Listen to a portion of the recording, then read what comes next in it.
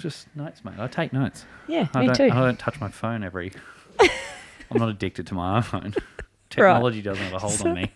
Okay. All right, let's do it. Okay, mate.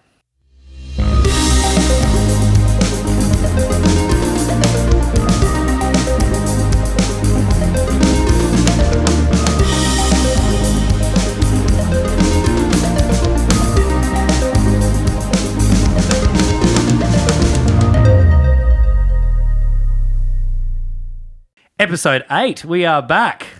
8 in a row. Yes, good to be here.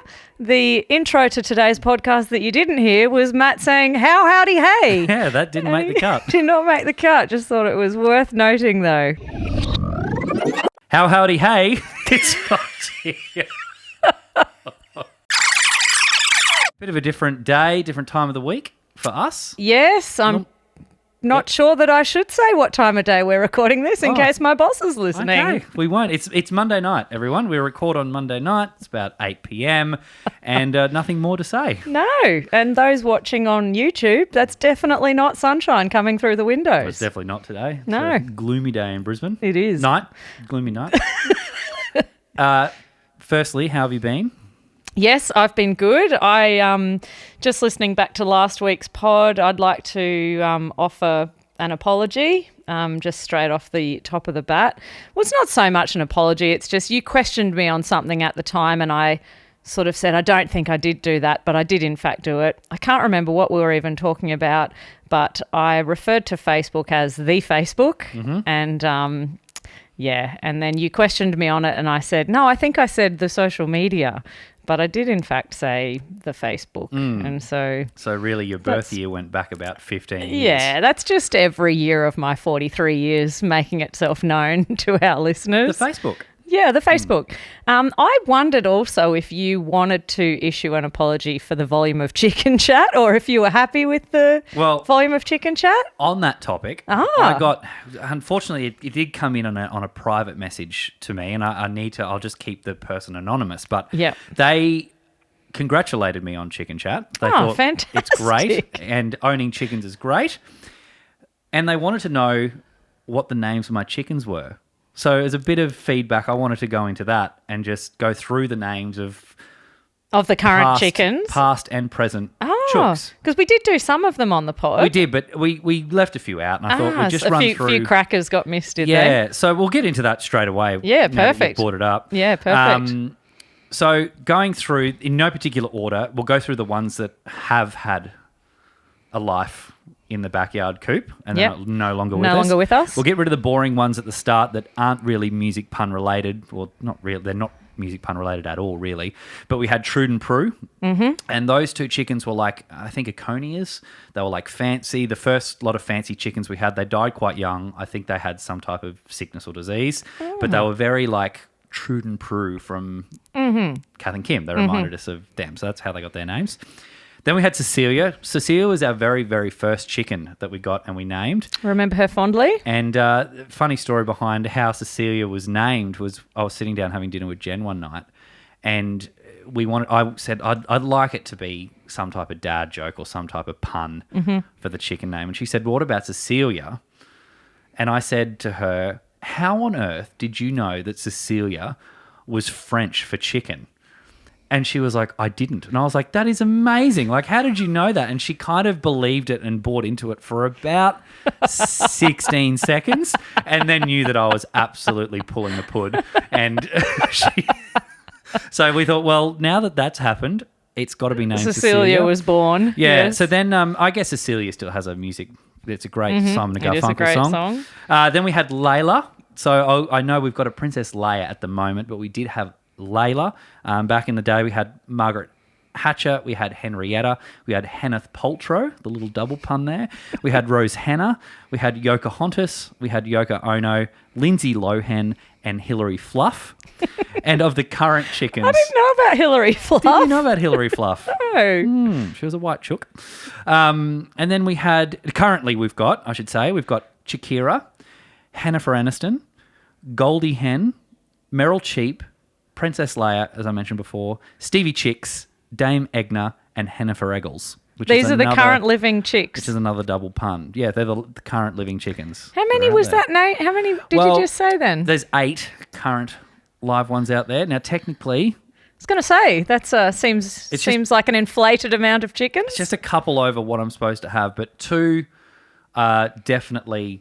They're not laying anymore, and they looked like they've been on the way out the door. Seen better days. For the past couple of months. So, basically when I bought the last lot of chickens at the start of the year, we don't have to go into this for much longer at all. But I'm sure we will. You can't just buy one chook. Okay. They'll just get pecked to bits. And I thought, look, it's got to be... I bought 3 and then I bought another 3. And, so there's 2 down there that are just... I don't know how long they'll be with us. Yeah. But hopefully... Well, not hopefully. I don't wish death upon them, but... You'll get down to... We'll get down to 6 and the technical the allowed legal limit. Amount, yes. I was absolutely unaware that we were going to get Chicken Chat 2.0 in this episode. So I keep the surprises up my sleeve. And did you get any takers for the laying box? I know you put a decent pitch in for it. No, it's still sitting out there on my outdoor bench, painted, ready to go to a homeowner. Have you thrown it up on Marketplace? I haven't. Been quite busy, but it's there. So again, anyone who wants a laying box that's in Brisbane, hit me up. Skip the Beat, a podcast loosely based on music and chickens, it seems. Mm-hmm. So please spread the word, chicken lovers. There you go. So that's Chicken Chat. Yeah, brilliant. I love a bit of chicken chat. That was my bit of feedback. So nothing else? No other feedback from you? What else have I been up to? No, only what we were talking about just before the pod, but I think we don't need to really share that on the pod. Yeah, it's just related to the gas content of previous episodes and my aging body. So we'll probably, that's what I've been up to this week, trying to get a bit healthy in the bod, Trying to get some of the aches and pains under control that I've been feeling for a little bit too long. And you're on the right track by the sounds of it. I am. Seems like things are heading in a solid direction. No gigs? No gigs. I'm heading away this week, though. I'm off to see M. Rossiano's new one-woman show. Mm-hmm. One-woman show with a band. So M. Rossiano was I think she finished like 7th in the first season of Australian Idol and has since done some stuff on Brekkie Radio. Now has a very, very successful podcast called Emsolation and periodically pops up doing the sort of stand-up comedy / cabaret that I am well and truly into. So I feel like the show that she has put together is going to give me some good inspiration for my show. I think, we have a very similar sensibility when it comes to how to make fun of things through theatrical means and music and storytelling, and so I will be reporting back on that next week. Which is super exciting. So I'm heading up to Toowoomba to see that gig up at the beautiful Empire Theatre. That is a great venue. Yeah, we saw Stu Larson there. We did. I've been to a few things there. Right at the start of COVID lockdown, wasn't it? It was. Just before it. It was. He had an entire series of amazing shows booked all around the world, and it got derailed by COVID. Yeah. Well, I did nothing music related from a gig point of view or anything either. My weekend was very, just house work orientated and getting things in place. Had a trip to Bunnings. That's always fun, going in there and... Love a Bunnings run. Just getting things that you never knew you needed. Yep. And you're just like, I did need one of those. I'm glad I thought of that while I was a bit like in Aldi. aisle 17. It's a bit like Aldi sometimes, Bunnings. Well, you can buy like dog food and dog toys and all pet supplies there now, which I knew, but it hadn't. It's like the one I went to had an entire aisle, both sides, of pet products. Any chicken related products? No, nothing that I saw. Oh, that's disappointing. So that was my weekend, but a much funner weekend coming up this weekend. Jen and I have a kid-free weekend down in Melbourne. Brilliant. Which is going to be great. My sister-in-law is expecting child number 1. Very soon, within probably a month. So, amazing. Yes, mid-August she's due. So there's a baby shower down there. And, of course, while I'm down there, the Wallabies are playing their second game in Melbourne against Wales. And me being the rugby lover that I am, of course, on the Saturday night, I am going to the game with my father-in-law and other good friends and family that live down there. So it's going to be a fun weekend, I reckon. That's a cracker. I have not much planned for this weekend at all. I am going to be probably getting out and enjoying some sunshine on my bicycle, I imagine. There we go. Yeah. So, yes, I'll be able to report back on hopefully a very fun and exciting weekend, and hopefully the kids up here they'll be fine. And they're staying with your folks? They are. My folks are on deck for 3 nights. We're only away for 2, but just because our flights, this is great content. First up in the morning, it's just easier that we don't have to drop them off at And this is the 4:30 first a.m. time your parents have ever had all 3 kids together for that long? I think it's the first time they've had all 3 kids. Yeah. 'cause And I think definitely the for 3 nights. That's a big weekend. Because obviously being Jen's side of the family, Jen's parents are down in Melbourne too. So Yeah. so thank you in advance to my Good luck, my Mother folks. and Papa Green. That is yeah. a huge undertaking. Might be a whiskey on the rocks, I'd say, at 8:30 each night, just to Just to calm the nerves. big thanks. Now I wanted to get into something I wanted to do last week, and we ran out of time.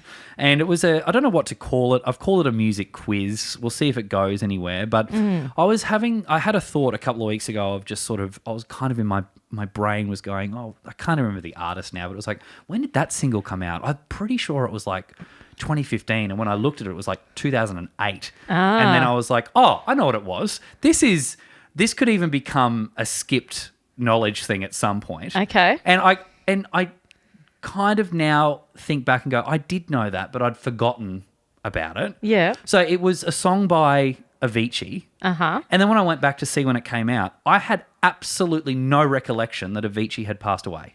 Oh, wow. And I was like, what? When did this happen? Yeah. And then now, like days on, I'm like, I did know that. But yeah, it was just one of those weird things where I was like, when did that song come out? And I was thinking it was a lot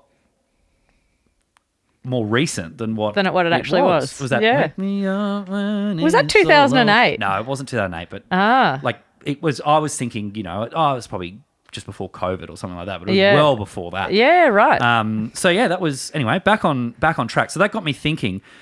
I wanted to give you a couple of questions around albums and singles. Okay.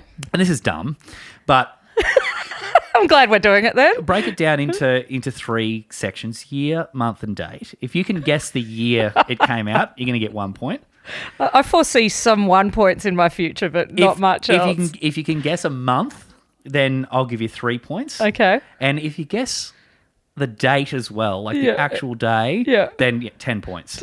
Then I just win the world. Yeah, just win the world. Yeah. So I've got Brilliant. 5 to throw at you.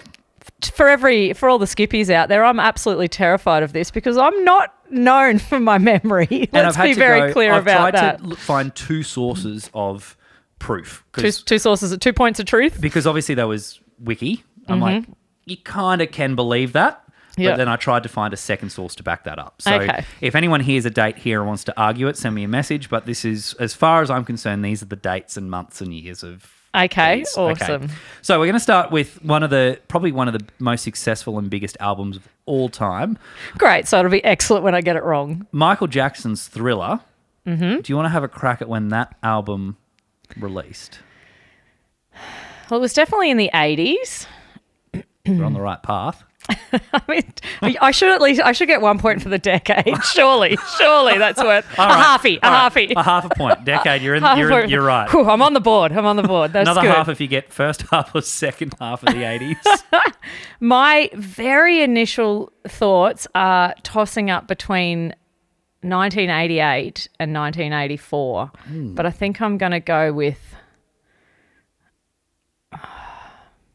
I think I'm going to go with 1980. Now I'm thinking 88 or 89. I'm going to go with 1988. 88, okay. I was surprised with this as well because I thought it was around the year I was born, without giving my age away. It was the 29th of November, 1982. So I should have gone 84. Yeah, 88 and 84 were in my head. I think I did know it was much earlier than that makes sense because Black or White was in 1990. That single came out in 1990 when I was in grade 5. So Thriller was well before that. I needed to think on that more. Great album, though. Yeah. All right, next one. Yeah. I reckon you'll get a little bit close with this one. Okay. So this is a single. Mm-hmm. Celine Dion's My Heart Will Go On. That would have been 1997. Correct. 1 point. And it would have been, so Titanic would have come out like in as a big holiday movie, I would have imagined, and it might have been around then. I'm going to go, 'Cause I don't think it was the end of the year. I feel like it was the middle of the year. I feel like it was an American summer. I'm going to go June is the month. Am I going? I came out. Okay. It came out on the 24th of November in 1997. So it was towards the end of the Towards year. the end, yeah. Yeah. All right, we'll keep punching on with these. Billie Eilish's album, When We All Fall Asleep, Where Do We Go? Do I get to know which one of her albums that was? So that's the one with Bad. So that's her second album? Yes. The one before the recent one, I'm pretty sure. Okay.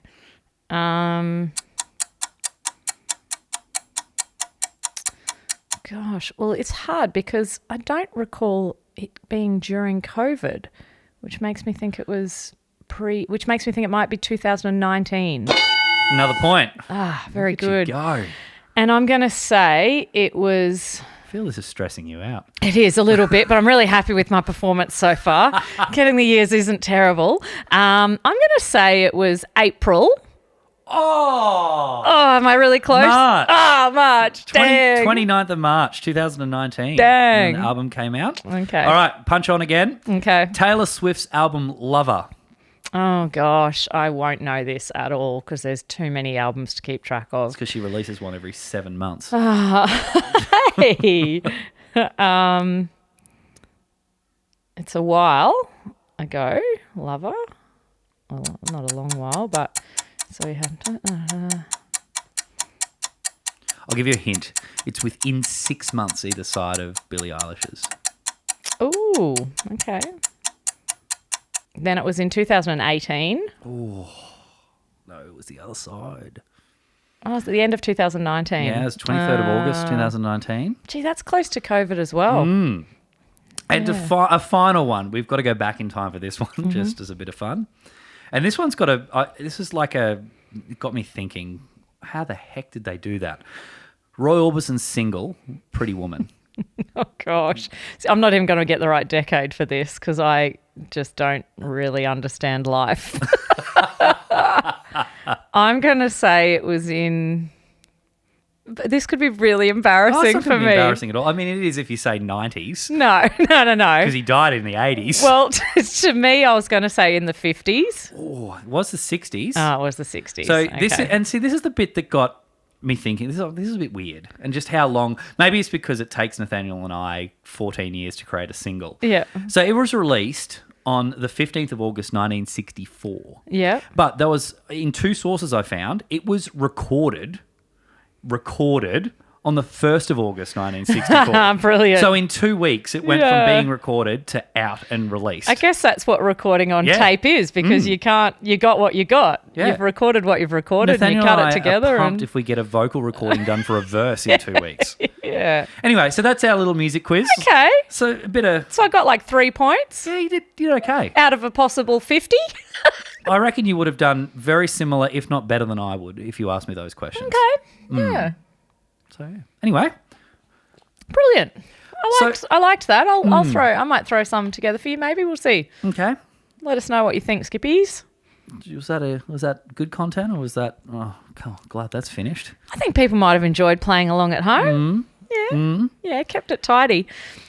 Speaking of Celine Dion releasing My Heart Will Go On... There was a reason I put that in there. On the 24th of November 1997, sorry, or whatever the date was. I had said last week on the pod that I would bring a review this week of the new Celine Dion doco, which is on Amazon Prime. It's called I Am. And I watched it in the last week and it was something else. You haven't watched it? Do you have Prime? I don't have Prime, but Yeah. I am hoping to. I caught up with my mum earlier in the week. They have Prime. Must be nice. And she watched it. Yeah. 'Cause she's a big Celine. I saw her little review of it on Facebook. She wept. Yeah. Wept. So I shed my first tears at 12 minutes in. It's about an hour 45 Okay. minutes. Got and you early? from about 12 minutes in, there weren't many times I wasn't crying from there right through to the end, but the last 5 minutes I just absolutely sobbed. So basically the documentary chronicles Celine's journey with stiff person syndrome, which is a very rare neurological disorder where for mostly reasons unknown, people's muscles just progressively get stiffer and stiffer and stiffer.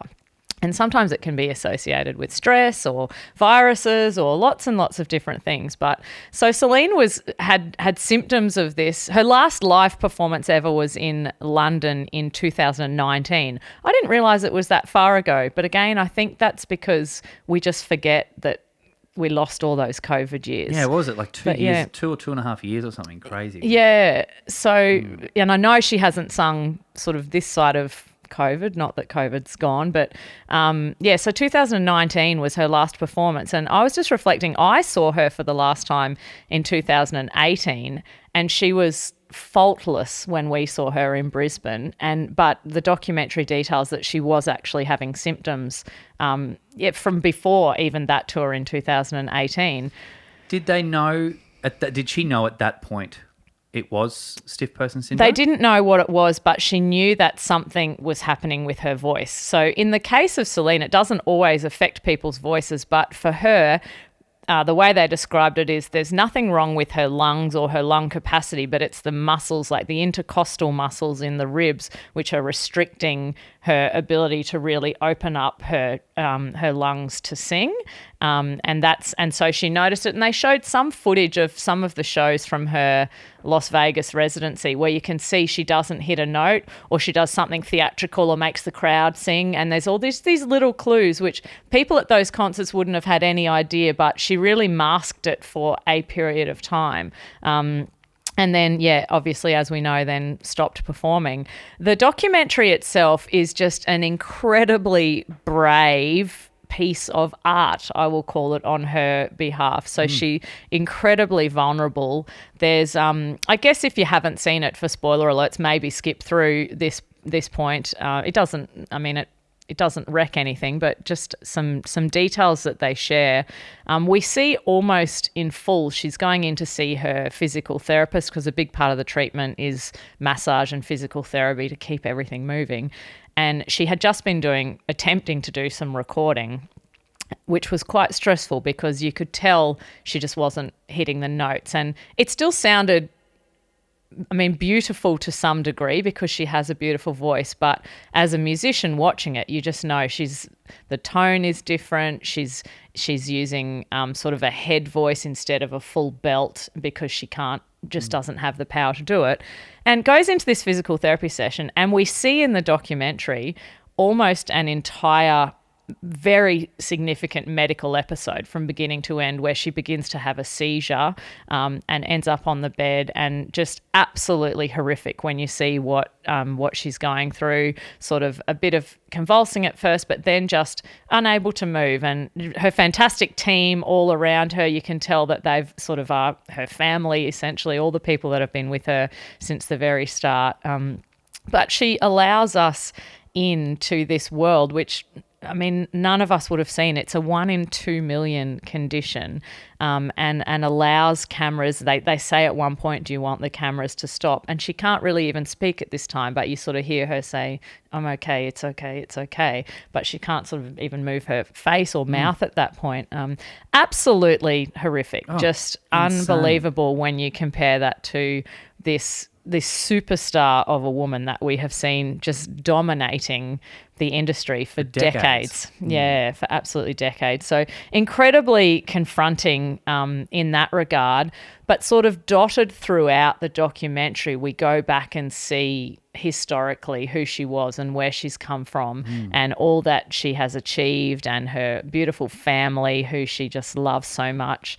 But we see a woman very much coming to terms with what might be the end of that gift that she has so generously given to the world for such a long time, and what it means to, I guess, redefine yourself as a human. And I can't even imagine, and I'm sure if you think about if you were not able to play the piano, worst nightmare. It's just an absolutely devastating thought. And for someone that's been to those heights, And essentially, I guess, feels like, well, maybe people only love me because of this thing I can offer. So having to reconcile that you still have value and worth and all of those things. It was, I just highly recommend it just from a human point of view, whether you like her as a musician or not. I happen to, she's right up the top for me as an artist. Her album Falling Into You was, I think, the second album I ever owned. So way back when I was just finishing primary school, when that was coming out. And she's certainly, I have followed her career very closely and seen her both times she's been out to Australia. I remember I took my sister Anna to the very, very first time I saw Celine. And Anna wasn't a huge fan when we first went, and just both of us together just wept our way through that concert because you just can't quite believe what you're seeing. So it's truly remarkable. I am Celine Dion on Amazon Prime for people who are into documentaries, music documentaries. There's lots of good stuff coming out. John Bon Jovi's just released a doco on Disney Plus, which I'm keen to get into. Looks like it will be amazing because he's had some real issues with his voice as well in recent times. So it'd be super interesting to see that. Pay for a month of Prime just to watch it. I'll see if I can get a free. Surely they do like a free period. See if I can. There's an amazing trial. Roger Federer doco on there too at the moment. So get a twofer. That's what I slipped into afterwards. I needed something a bit lighter. Did you see Rod? Wow, I can't say his name. Did you see Federer enter? At Wimbledon. Yeah, I love how just the focus of all the superstars that come in. Yeah. There was Dave Grohl that walked in. Yes. And really unbelievable, like huge, I guess, worldwide person, but mainly definitely in the UK. Did you see when David Attenborough walked in? So he walked in, he's in a suit. Yeah. Now he's 99. Yeah. 99. And he just walks in. He looks like he's just turned 80. Yeah. He's in his suit. And he was with his daughter. Mm-hmm. And you would, this is not coming from a place of being nasty, but just how good David Attenborough looks. It looks like he could have been sitting there with his wife. Yeah. I'm going to say, because his daughter would be 70. Yeah, it's just insane. I just and just like the entire arena was just dead quiet and just then applauding him as he walked in and sat down. It's like, you are insane. 99. What an icon. Just suited up. Yeah. Come to watch some tennis. Suit up. Yeah. But back to Celine. I'm glad you watched it, and I need to watch it.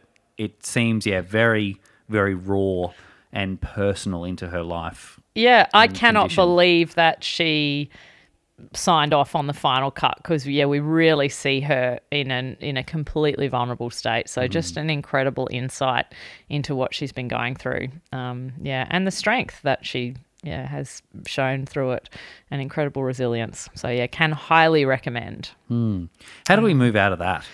I don't know. I mean, you can only go from something serious to something ridiculous, can't you? From the pouch. From the pouch, I wanted to keep it this week. Kind of, when I say in the same space, I don't mean something as horrific as Celine, but I wanted to pull from the pouch that time I got Bell's palsy.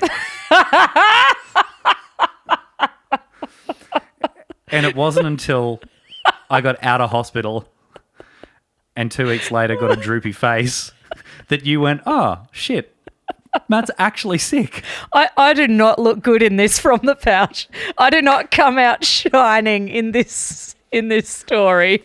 So to bring everyone up to speed is in 2021, I got really sick, really, really sick, and ended up spending about 3 or 4 nights in hospital.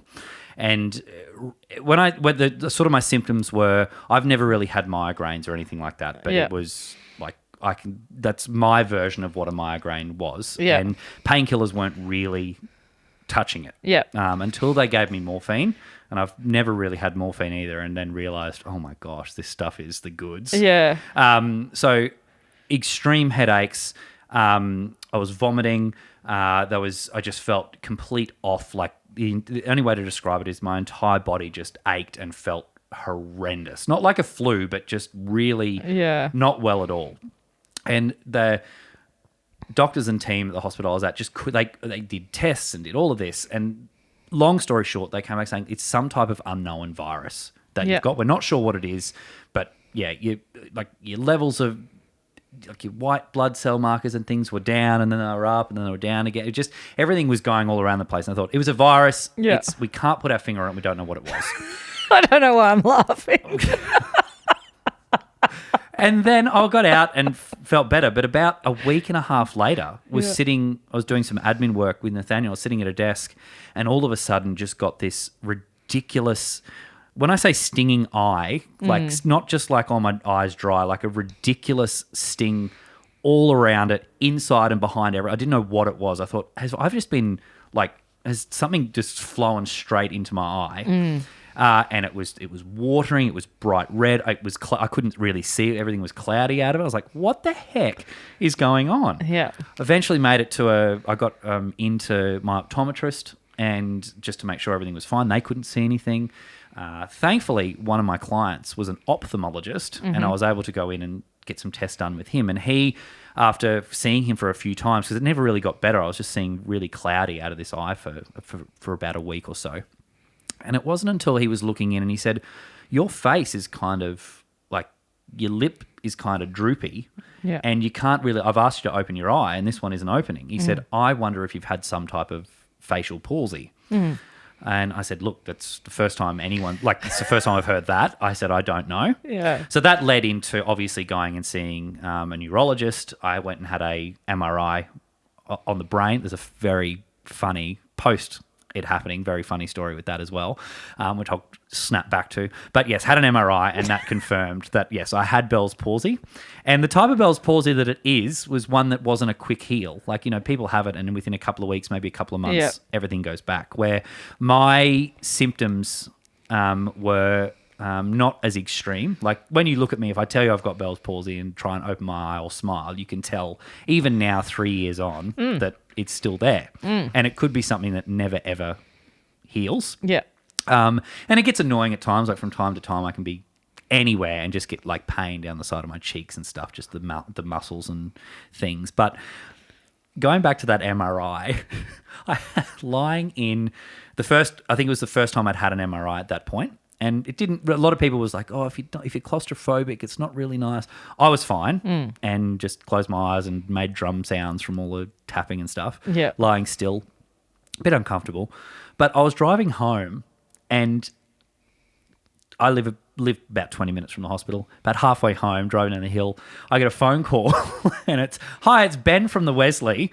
And I was thinking, "Oh God, what have you found in my thing?" It's like, we've just been reviewing and we need you to come back to the hospital. And of course my heart just sank, being like, oh my goodness, what have you found in my brain? I was just thinking, is this it? And then he said afterwards, look, we missed a final part of the scan that it didn't record properly. We can't actually sign off on it until we get it. So we're really sorry, but could you? And I'm like, I felt like saying, you could have started with that. Let's lead with that. Not just like, Ben. I need you to come back to the hospital. Thanks, mate.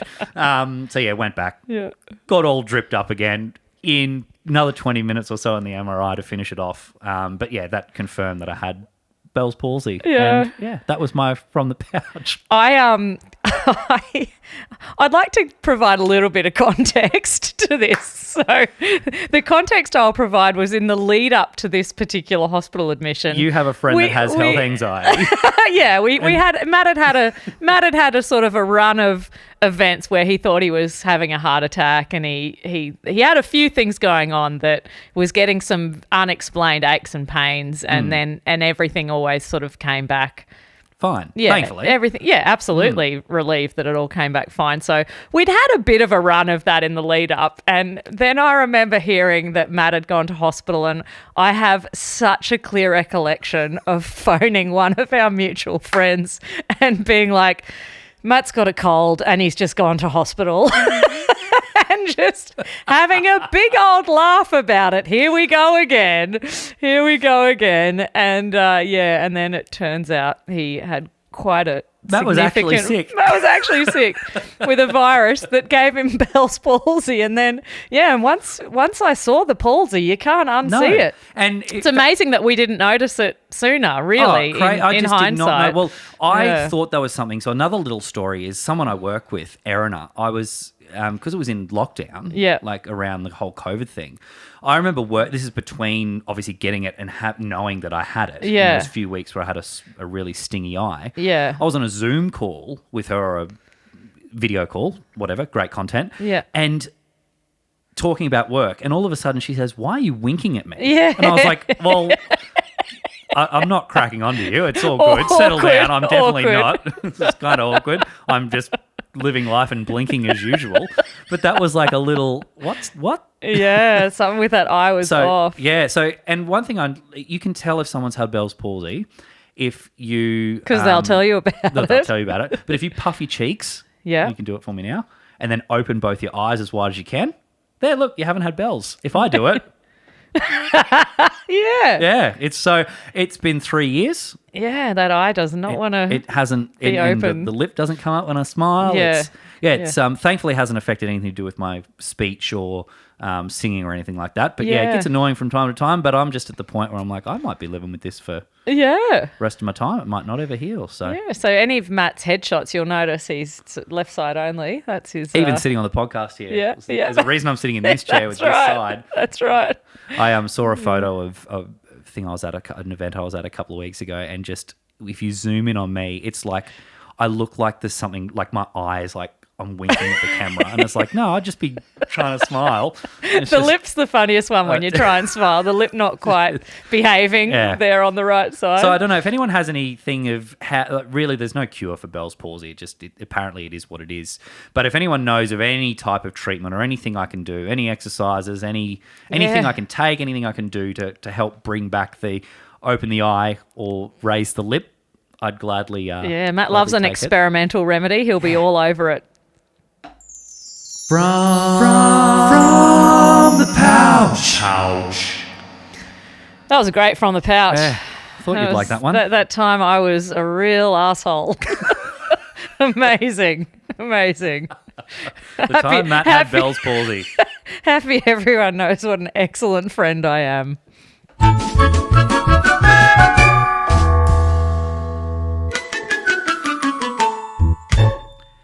Music pun of the week. Brilliant. We're back. All right. Well, I had some sad news through the week. Did you know I had a pet mouse? No. Oh, well, I had a pet mouse, Elvis, who died last week. He was caught in a trap. Nothing. No, you didn't get it either. I don't think I I did. can't, that doesn't warrant that. You don't know his song? The Caught in a Trap.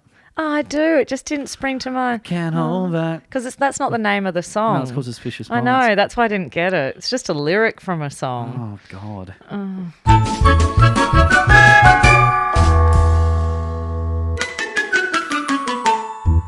Well, that's going to go down well, isn't it?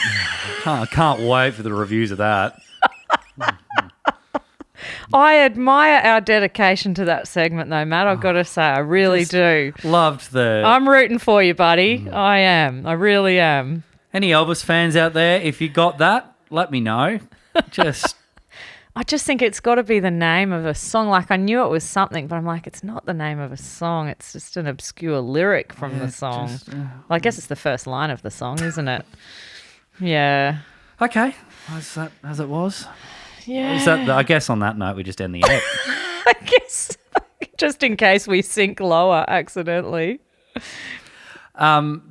Really, that is it, isn't it? It is. Was there, So and I've you're- written down, check yourself, and that's what I feel you want to say to me right now. Yeah, you Up your might. hop. You got your work laptop there. Off you pop. Off you go. App's done. Check yourself. Have a good weekend in Melbourne. I will. Fantastic. Enjoy Very your little jealous. trip to T-Bar. Up to T-Bar, yeah. And we will see you all next week with some reviews of our activities. Yes, a little bit of a shorter ep this week, but please jump on the socials. Follow us on Instagram, TikTok, Facebook. You can like us there. You can subscribe to our YouTube channel, or wherever you're listening to this podcast, if it's on Apple Podcasts or Spotify or one of the many others. We'd love you to follow us or subscribe on that platform. If you can give us a 5-star review, that does help the app say, oh, this is kind of popular. We're going to just kind of highlight it maybe a bit more. Nudge and it. Get it out to some peeps. Nudge it out. But yeah, thank you, everyone. Episode 8 done in the bag. See you next week with a review on Melbourne and Toowoomba. Beautiful. Have a great time. Bye.